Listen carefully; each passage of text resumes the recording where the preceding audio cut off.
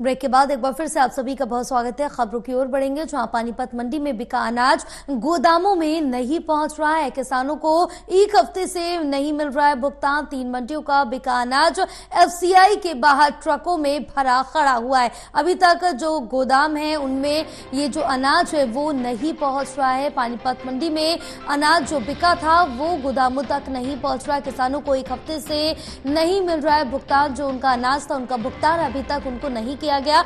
एक हफ्ते से ये भुगतान नहीं मिला, जिसमें 3 मंडियों का बिका अनाज एफसीआई के बाहर ट्रकों में इस समय भरा खड़ा हुआ है।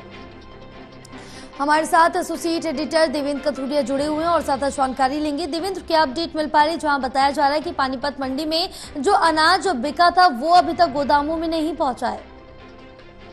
देखिए जया, खेतों से तो अनाज भरकर ट्रॉलियों में, वाहनों में मंडी तक आया, मंडी में बिका भी है। दरअसल व्यवस्था ये है कि किसान की फसल चाहे धान हो चाहे गेहूं 72 घंटे के अंदर पेमेंट करने की व्यवस्था है। क्योंकि 3 मंडियां, पानीपत में 8 मंडियां, 3 मंडियों का जो गेहूं है बिक चुका है, उसकी पैकिंग हो चुकी है, ट्रकों में भरा हुआ एफसीआई के जो गोदाम है, सेंट्रल गवर्नमेंट की एजेंसी एफसीआई के बाहर गोदामों में ट्रकों में पड़ा है। अभी जब तक गोदाम के अंदर नहीं जाएगा, उसकी एंट्री नहीं होगी, तो किसानों की पेमेंट नहीं होगी।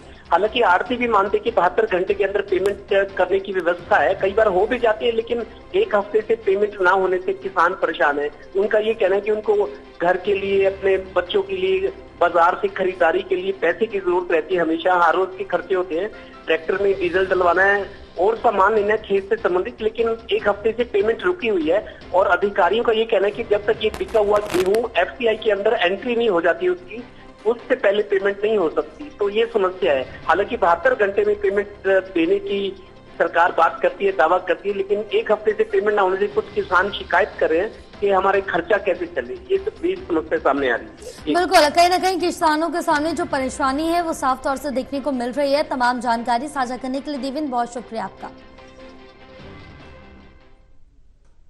धर्मनगरी कुरुक्षेत्र में नामांकन